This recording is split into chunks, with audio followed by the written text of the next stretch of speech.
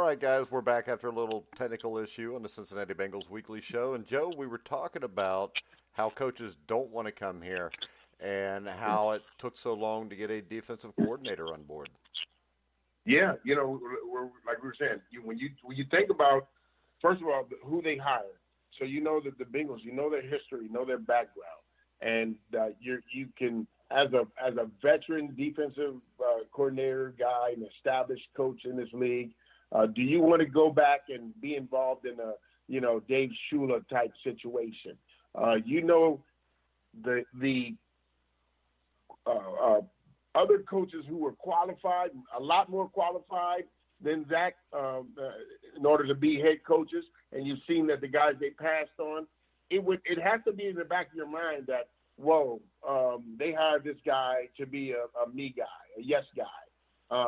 So should I go? Should I come there? Should I come and water down my coaching style? Should I come there and not be able to coach the players that I want? So on and so forth. So you think about that because it was kind of unheard of, Mike. Here, we weren't Cleveland. We weren't in a totally rebuilding state. Okay, Marvin overstayed his welcome. Had 15 years. Okay, it's time to move on.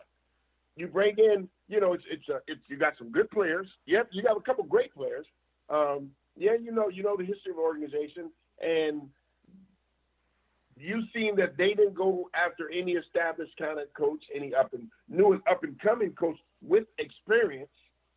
So as a defensive coordinator, I don't know if you uproot your family and take a job here, knowing that there's a lot of other things that come with it, and unfortunately, Mike, it's we're through training camp. We're through 4 preseason games. Now we're through 8 games.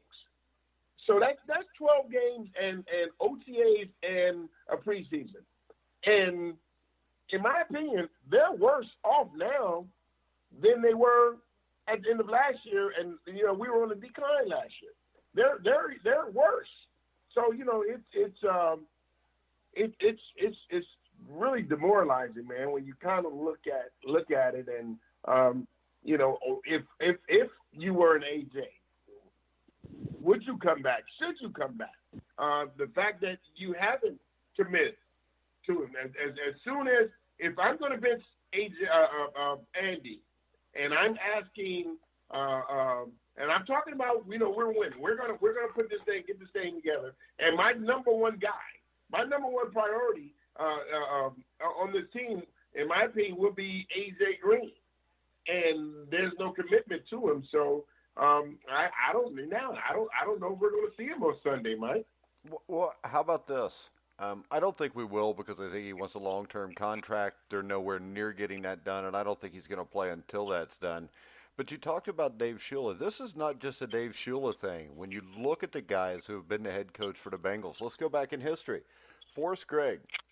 Forrest Gregg was real successful his first year, I think 1976 or 77 in Cleveland, where he went 10-4, and I think he was actually the coach of the year.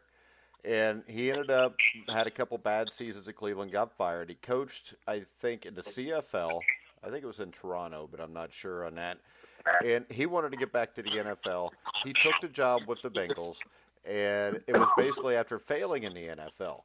Sam Weiss was a guy who had been a former Bengal, but Sam Weiss was not getting a head coaching job offer from anywhere but Cincinnati, because he had left the 49ers and he went to Indiana University, where he went 3-8 the one year he was there. So he was a guy that wasn't getting offers anywhere.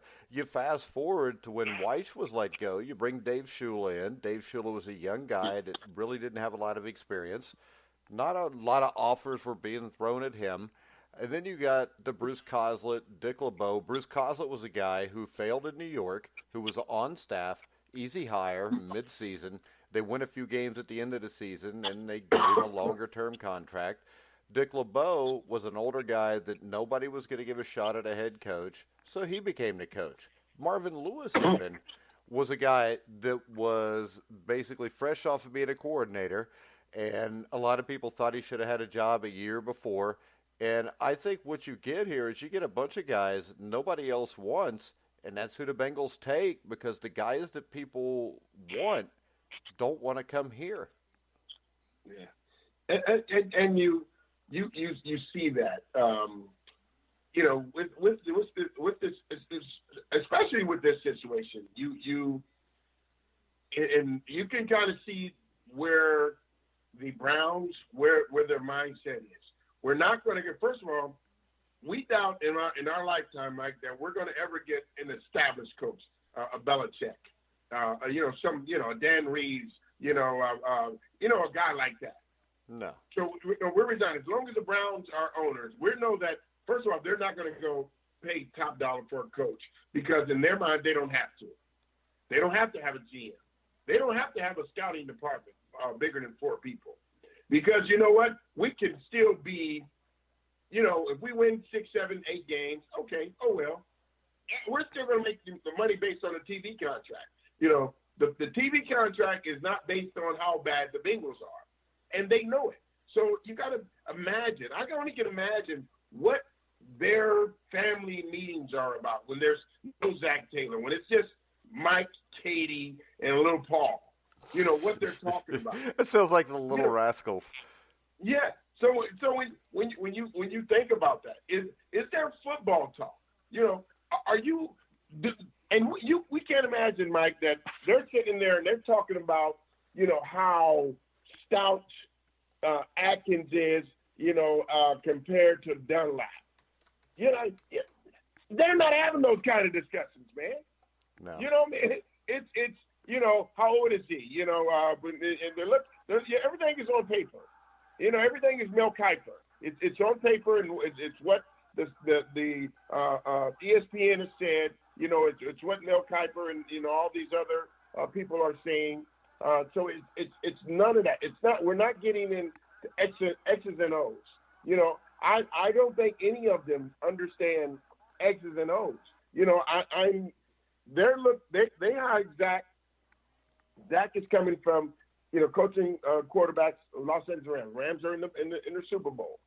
The Rams have this high formidable offense. It was absent in the Super Bowl, but this is what they have. So in their mind, we can hire him because he knows how to call plays. He knows he can do some of the things that Sean McVay, hopefully Sean McVay can do. And that's what they're. So we hire this guy hoping that he'll turn into a Sean McVay. Well,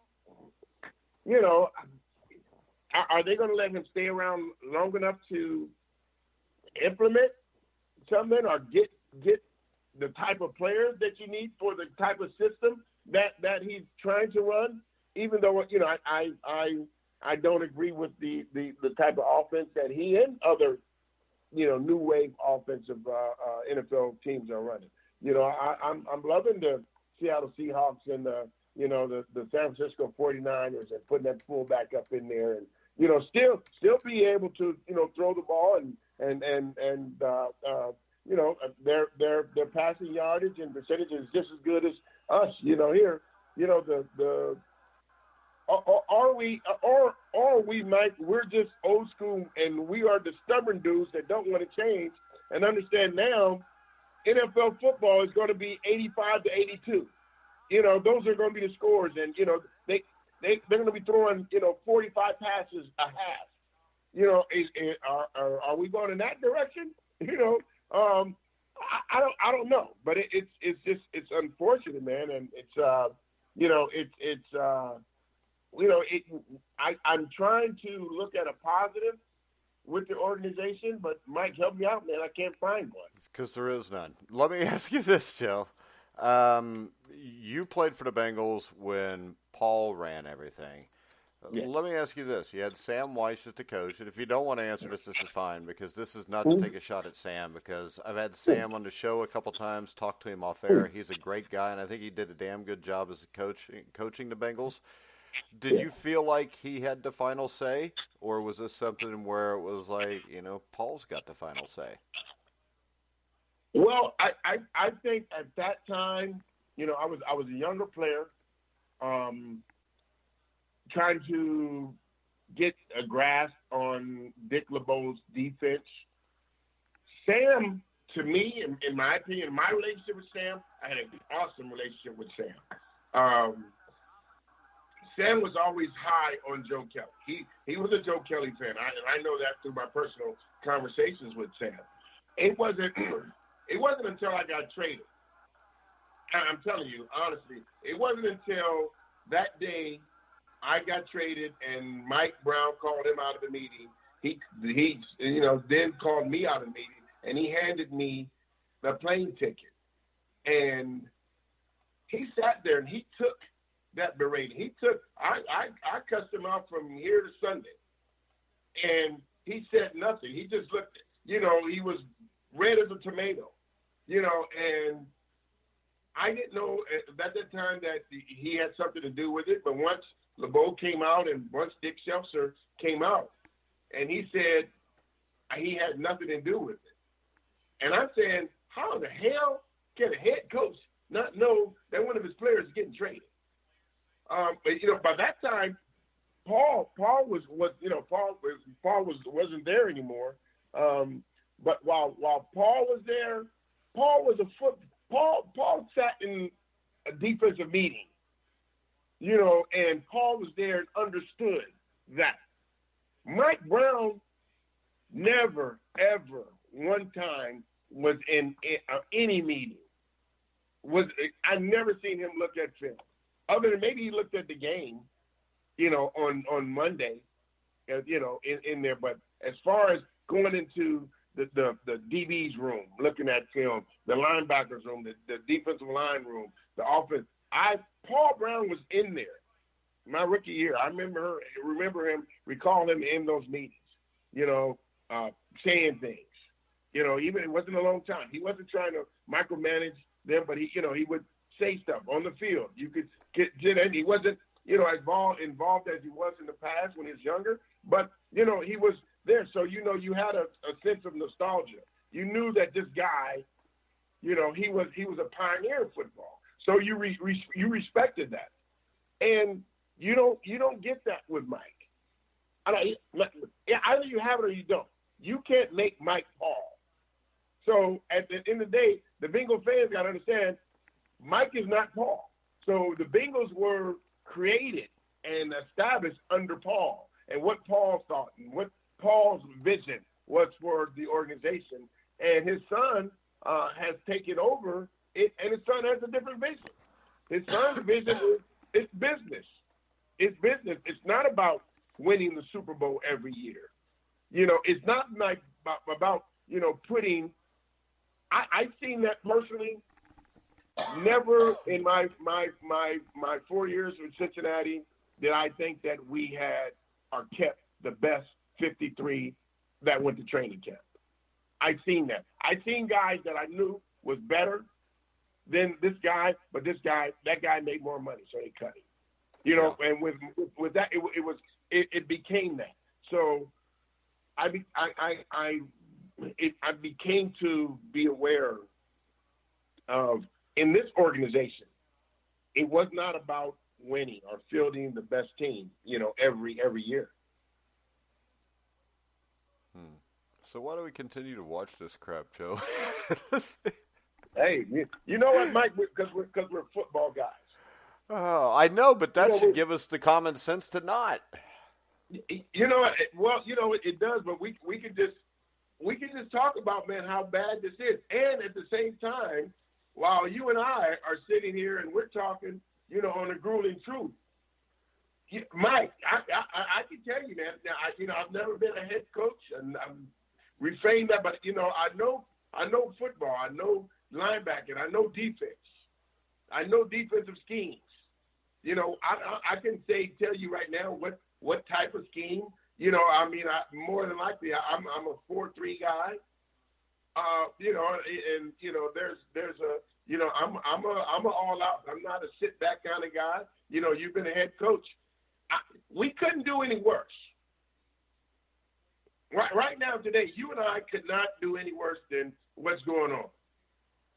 So when you think about, here, are we gluttons for punishment, man? But You see it as a football. You've been a coach, and you see the lack of time management.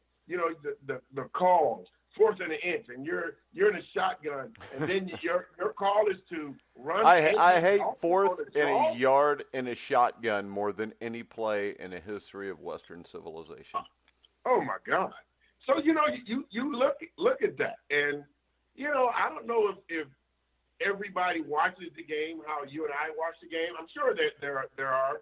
I can't just go and I'm just watching and enjoy the game. I'm going to look at the linebackers. I'm going to look at the defensive calls. And then I'm vice versa. When we're on offense, as a defensive player, I'm seeing what our offense is trying to do to the defense. Yeah, as a fan, if you're watching the game, don't watch the ball. Yeah. You miss the whole game when you watch the ball. Yes. Yeah. Yeah. So it's tough, man, when we're talking about trying to see how we're going to do the next week. We've had 2 weeks to prepare for Lamar Jackson.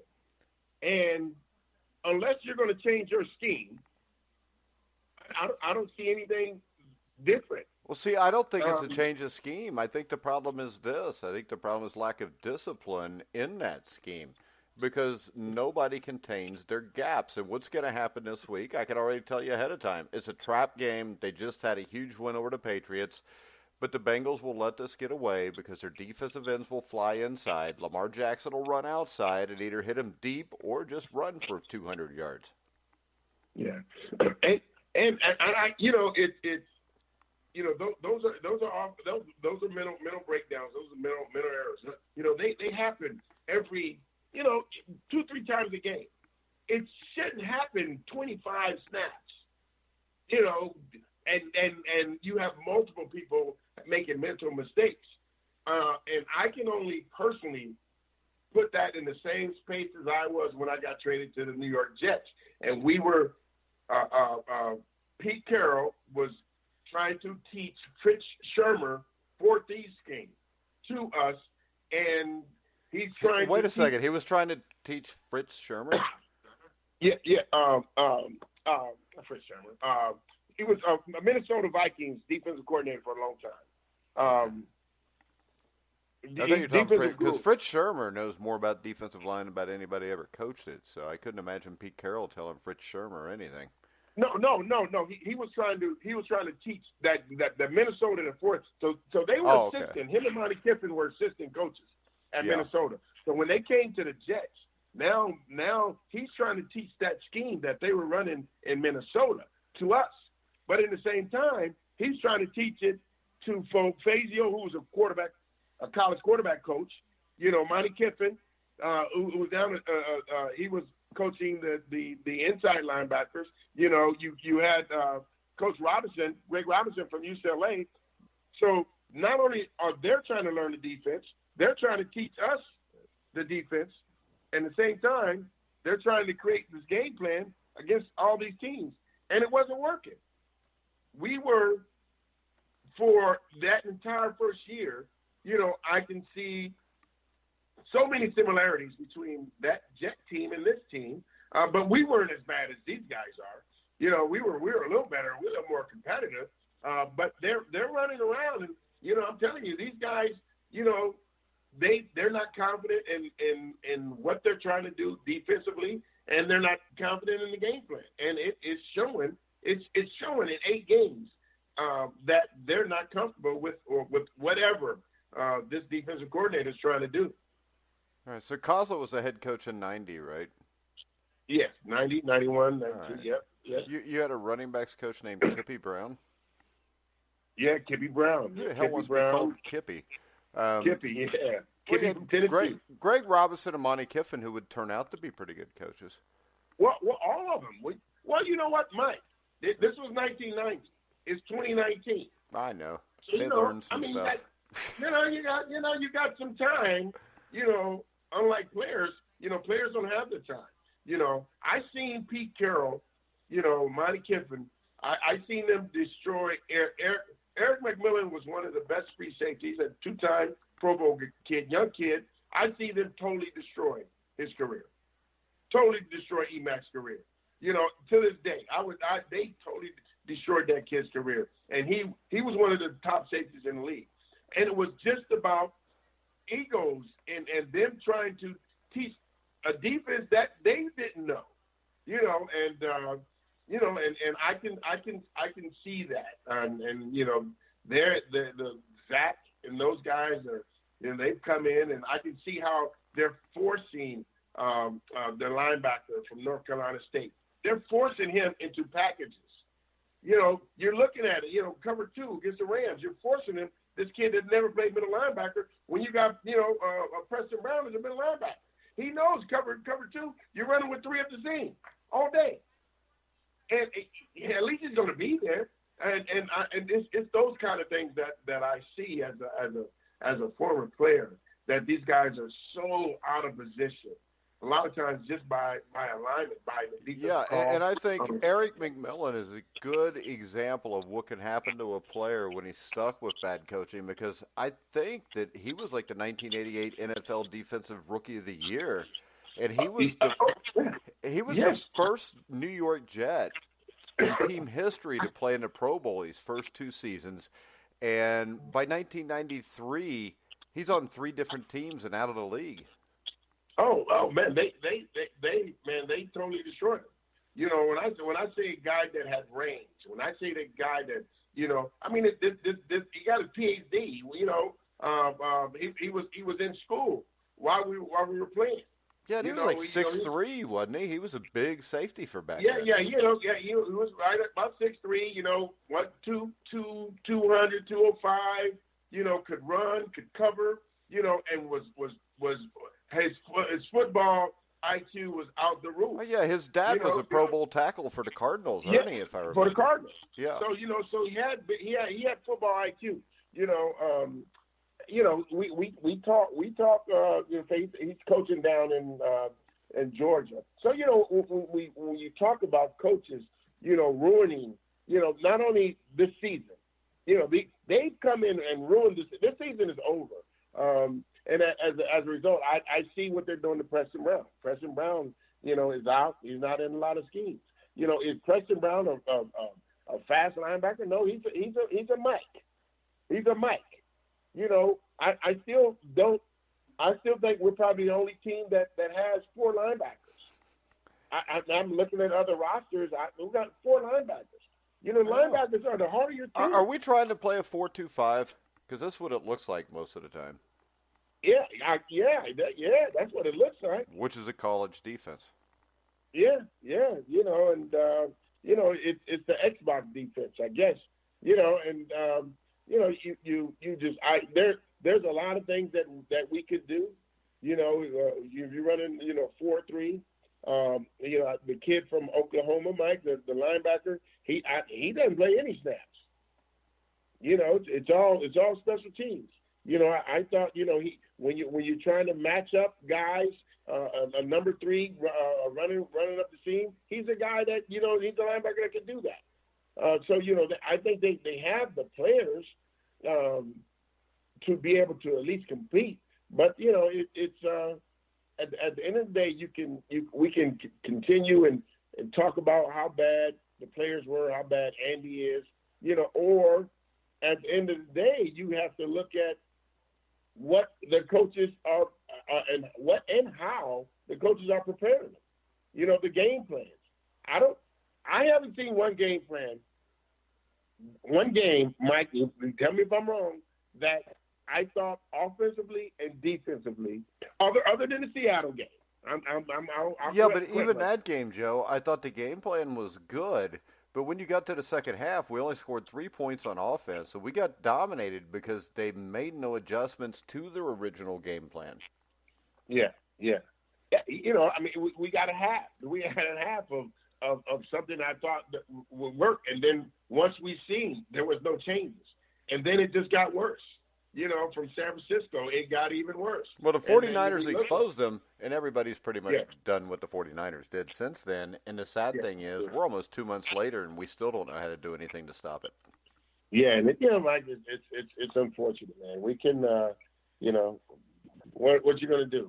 We can we can say all this. It's the trading deadline is over, so we can all, as Bengal fans, throw away that damn wish list. We can get this player. We can get. It's that I feel bad for Andy Dalton because at the end of the day, as a veteran, I know how it is as a veteran to get traded.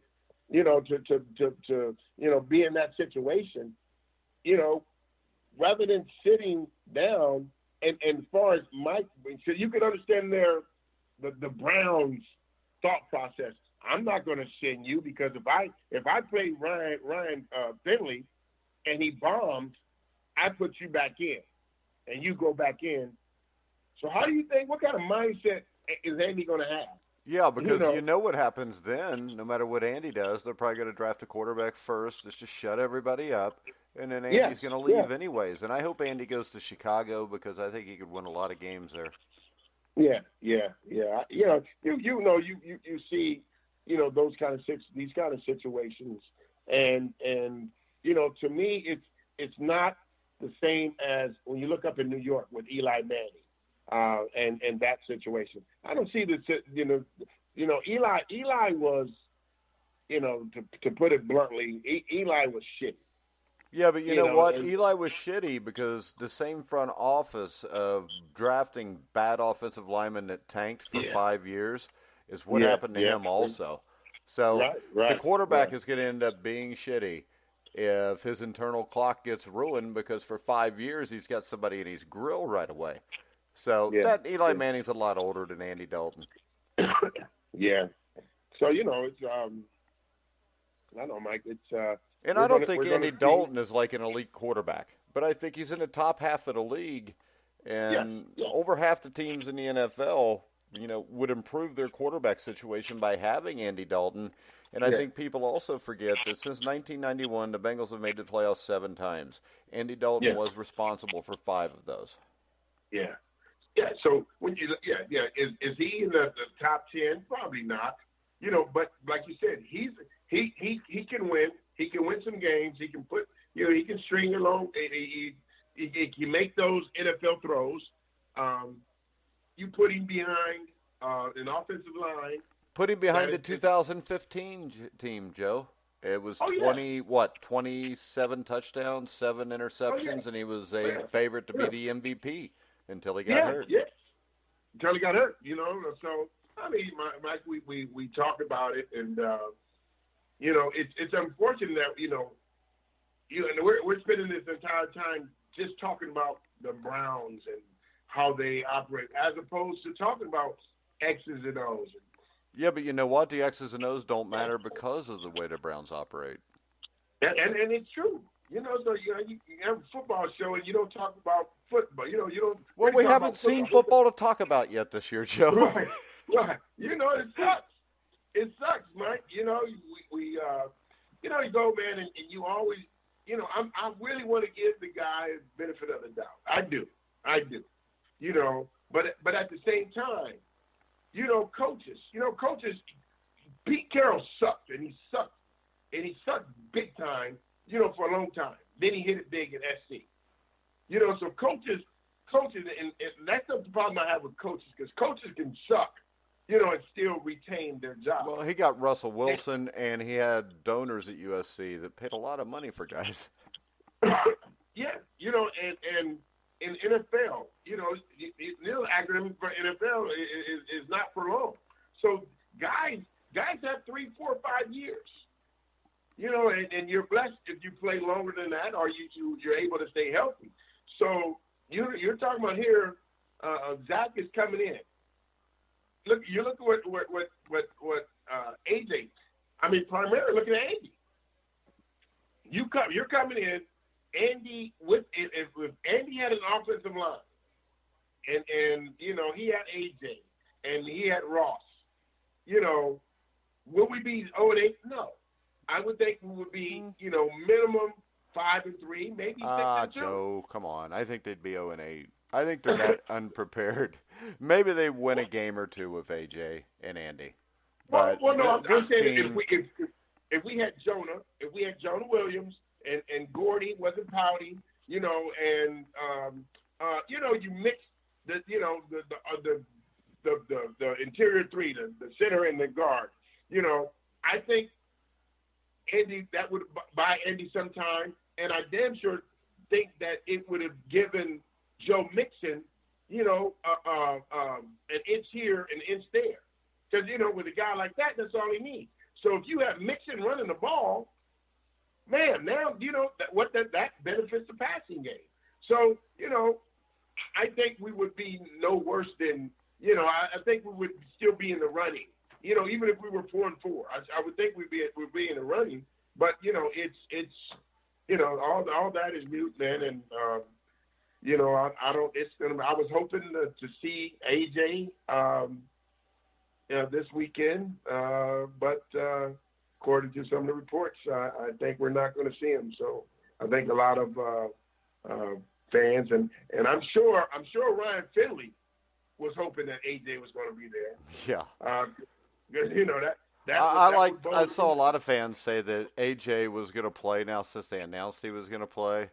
A lot of people thought that he was waiting till Andy was gone, and I think that's absolutely stupid. I think one of the reasons he's having a hard time coming back is because Andy's not there.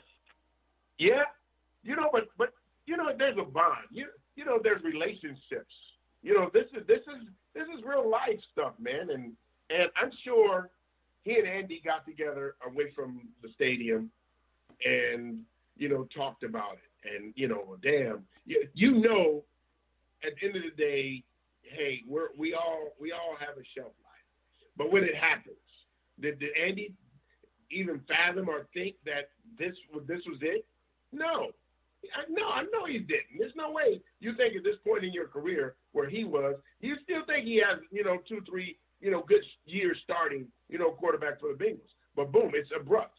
And now I'm sure AJ is now can say, well, you know what? What if I go out here and play and hurt myself? So not only that they're not going to give me a long-term contract, I'm going to mess up possibly being offered a long-term, contract, which, maybe a 4-year. I don't think nobody's going to give him more than a 4-year deal. So, you're looking at, 4-year deal, which is still going to be a pretty sizable amount of money. Should I jeopardize that in today's generation? You look at the college guys who screw their team in a big bowl game and don't play because they want to get drafted, and you can win a national championship if you play. Now so it's the me generation. So should he get out there? Gordy. Do I think Gordy could have been playing a long time? Yes, he could. But it's all about self. It's self-preservation. It's in my self-interest, and is that wrong, Mike? I don't know. But as a former player, and would I have been pissed if I'm out here busting my ass and you're sitting next to me and I know you can play and you're refusing to play? I would have a problem with that. Yeah. And so, what do you think? Bengals beat the Ravens? Absolutely not. Absolutely not. I don't see a way that this defensive scheme and what I've seen in 4 preseason games, what I've seen in 8 regular season games, that whatever he's trying to do, I don't see it being able to slow down Baltimore at all. I can't see it. So I don't see. I see Lamar, and Lamar's getting better. He's getting better. He's getting more confident. This is his first year starting. He's getting full year. So he's hey, dude, if he's not comfortable Sunday, I don't know what to tell him. He's screwed. He's in for a long career. Oh yeah. And offensively, I think like most teams, which we don't do, they're going to see a rookie quarterback, first time. So we're going to go after his ass. I think Baltimore, they're going to peel their hats back, man, and I think they're going to go after Finley, and based on the guys that he has protecting him, I think Philly is going to be running around. I think Philly is going to have, 60, 70, 80 yards rushing because he's going to be running for his life. The question is, can he get 60, 70, or 80 yards passing? I don't know because I don't know if he's going to have the time, Mike, to be able to sit and go through his progression and I just don't think it's going to happen. And unfortunately, it doesn't matter how bad Ryan plays. You made the decision. So what do you look like if he goes out and he bombs? You bench him? No, now that's coaching. No, now you kind of got to go with him from here on out. Yeah, you have to. You walked into a gunfight at the OK Corral, and you don't have any bullets. Yeah. So like you taking a knife to choice. A gunfight. Yeah.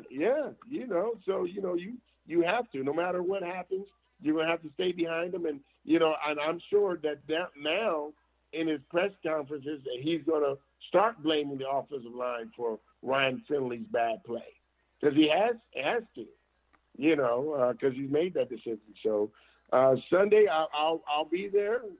Bingo Nation. Who They Nation. I'll be there, front and center. I'm gonna take some kids. So we'll be there, man. And are those kids in trouble for something, Joe? Yeah. This is punishment. Not great. All right. So hey, we'll real there. quick, I want to mention before we sign off that the Bengals lost a legend this week as former Bengal linebacker Jim LeClaire passed away. Did you ever get a chance to meet Jim LeClaire? Absolutely. He was one of the first guys that he had come in and knowing some of the stories through obviously through Reggie Williams. Reg had played with him. And Crummy talked about him. Laugh talked about him. Anthony Munoz. So we sit down and we talk about linebackers. We talk about the old Super Bowl. He was a named linebacker. He was a linebacker, so he was one of the greater linebackers in bingo history. So one thing I wasn't aware of, I wasn't aware that he was suffering from Alzheimer's because I know he moved back to North Dakota and he ran an insurance business or something and I think he was actually mayor of a small town. So I don't know exactly when the dementia and Alzheimer's started to settle in. Yeah, but, he was the mayor of Maryville, North Dakota. Yeah. So he had to have his wits about himself. But I don't know. Most politicians are crazy anyway. Yeah. Okay. So I don't know. But it's one. And this is the show is almost ending, but Mike, I had to say this. So when you look at and you see other legends, I'm not just saying a guy that played a couple years or a couple games with the organization. When you see a guy that gave his whole life, his whole career with the Bengal organization, I did not see a huge commemoration or something from the Bengals, from the Browns, saying, "Hey, we would, want to send out prayers for, Jim LeClaire and his family. The Bengals, we lost." I didn't see that. It wasn't on the news. Because this was a guy who, you drafted. He's done a lot for the Bengals, and he's an all-time great. And it epitomizes what Carson Palmer was talking about. Yeah, this is a guy who played from 1972. I think he retired in 83 or 84. 83. 83. So he went out. His last home game would have been in 17-9 win over the Lions, where Kenny Riley. Mm-hmm. It was his last game. They honored Ken Riley, and number 13 and number 55 should be hanging somewhere in a ring of honor with a 57, a 14, an 85, and that's not for Chad Johnson. It's for Isaac Curtis. Isaac Curtis. And the fact that they do not honor these players will tell you what they think of the players. And the fact that they treat their fans the way they do will tell you. I mean, it's not good business. And that's why people are not showing up anymore. They treat the fans like crap. They treat the players like crap. And they're just making money. And see, Jim McClare played for 2 seasons in the USFL because he Yeah, didn't yeah, retire in '83, from what I remember. The New Jersey yeah, Generals signed him, and I think yeah, maybe Dave Lapham. Did he go there for a year or so? yeah. Lap went Yeah, too. and he went to the Generals because the Bengals lowballed him on a contract offer. Yeah, But that doesn't sound familiar, does yeah, it? yeah. Wow, yeah. Well, how about this? Bill Bergey, maybe the first great Bengals linebacker, Yeah, was yeah, traded because the Bengals didn't want to pay him, and they had Jim McClare waiting in the wings, and Jim McClare didn't make as much money. yeah. It shows. It shows, and that practice, stands till this day, and I think now, it's the spotlight is on them even more because it's so obvious. But they don't care, Joe. That's the sad Yeah, thing. it's some of the things that Carson was saying. Those are things that I heard. So I was just so sure that I was going to go to the San Diego Chargers, but you don't want to go to the Bengals organization because they're going to lowball you. Every first round in history, misses training camp. And I'm saying no. Just like Carson was saying, no, not me, not me. I'm a good guy, man. I work hard. I want to get out there and get in those 2 days with my teammates. And it happened. Saying no training camp my rookie year. And Hey, I'll give you a story. Do you remember Gary Jeter? Yeah. Gary Jeter, Yeah. one of the best men I've ever met. And I remember the first conversation I ever had with him, he was the first guy to ever do our Legends show. And we talked for like 4 hours. And in that 4 hour conversation, he's like, yeah, 1979, I was projected to go in the first 3 or 4 picks. And, it was getting time for the Bengals to pick. And he said, me and my agent were just sitting there hoping to God the phone didn't ring. And Yeah. I guess a couple days before that, Paul Brown had called him about maybe being a Bengal. And him and his agent both said, do not pick me. Because Wow. as Jeter said, he said it would have cost me a ton of money because they wouldn't have paid me what the guys up there were getting. They were going to screw me. Luckily for him, Yeah. the Bengals took Jack Thompson. Not lucky for Jack, but lucky Yeah. for Gary. And, I mean, it was just, that was what he said. He said everybody knew you didn't want to go to the Bengals. Even though Paul Brown was a legend and the team was good when he was there, you knew that when it came contract time, you were going to get screwed. Yeah. And that sucks. I mean, I look at it, and had I gone somewhere and I got drafted, by a team that ran a 4-3 like the Raiders and was able to play in that and be able to shine, and lead team in tackles year after year, and an organization that took care of their players and, really cared about them, how my life or my career, my life would have been the same pretty much, but just the career, but, at the end of the day, man, I wouldn't trade it because of the people that I've met, man, and the friends that I've met over the years. But and now being a Cincinnatian, so to speak, you're here, man. You're rooted here in Cincinnati, and you want the home. You want the home team to win. You want Houday to stand out, and until that day comes when either Mike relinquishes control, and I would have to bet that Katie will be smart enough to say, I'm not a football person, and You would let me hope. hire. I mean, What's that's what that? happened in Indianapolis when Irsay's dad, relinquished control to him. Yeah. He's still a drunken Yeah. idiot, but he hired a Yeah. GM who could get some Yeah. stuff done. And since the late '90s, when the younger Irsay kind of took it over, and he hired, who was it, Ron Wolf or Bill Polian? Yeah. It was I Bill mean, Polian. even Yeah. Georgia Frontier. Georgia Frontier was smart enough to hire some football people. Yeah. I played for her, and she owned the Rams. She was smart enough to hire John Shaw some other guys that were football people that knew football and they had scouts and the Rams, their scouts were. It was funny just looking at all the teams I played for. All their scouts. The scouts were former players, and you knew that. And I somehow, I don't know, my dumb ass just decided to stay in Cincinnati. And Well, that's and the difference. A lot of teams take their former players, give them scouting jobs to take care of them afterwards. The Bengals don't care. yeah. I mean, you look at every organization, especially I played for 16, and all 5 of those other teams. There's former players that are in that organization, scouting, player personnel, community development, all these kind of jobs. If not coaching, so it's you see the Roonies and them taking care of their former players, and it just kind of sucks. Now the more you think about it, just like, man, shit, I got the raw end of the deal. But former Bengal players all get the raw end of the deal when you think about it, compared to all the other teams, man. So do Bengal fans, Joe. Yeah. Sorry for Bengal Nation. What's left of them?